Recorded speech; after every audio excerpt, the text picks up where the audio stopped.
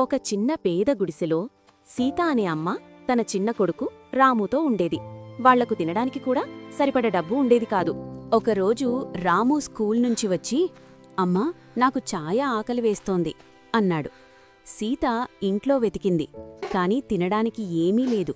చివరకు పొరుగింటి వాళ్ల దగ్గర కొంచెం బియ్యం అడిగి తెచ్చింది. ఆ బియ్యంతో కొంచెం అన్నం వండింది. రాము అడిగాడు, అమ్మా, నువ్వు తినవా? సీత మెల్లగా నవ్వి, నాకు ఆకలి లేదు బాబూ, నువ్వే తిను అంది. రాము అన్నం తిని నిద్రపోయాడు. రాత్రి మధ్యలో రాము లేచి చూశాడు. అమ్మ గోడకి ఆనుకొని నిద్రపోతూ ఉంది. ఆమె కడుపు గొగ్గోలుమంటోంది. కన్నీళ్లు చెంపమీద ఎండిపోయాయి. అమ్మ రోజంతా ఏమీ తినలేదు. మరుసటి రోజు స్కూల్కి వెళ్లకుండా రాము చెత్తలో ప్లాస్టిక్ బాటిళ్లు ఏరుకొని అమ్మాడు. కొంచెం డబ్బు వచ్చింది.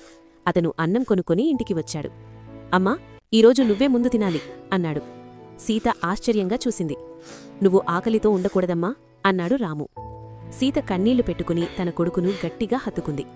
ఆ రోజు ఇద్దరూ కలిసి తిన్నారు. కాని ఆ అన్నం కన్నీళ్ల రుచితో తియ్యగా అనిపించింది. ఈ కథ మీ హృదయాన్ని తాకిందా? ఎలా అనిపించిందో కామెంట్లో చెప్పండి. లైక్ చేసి సబ్స్క్రైబ్ చేయండి.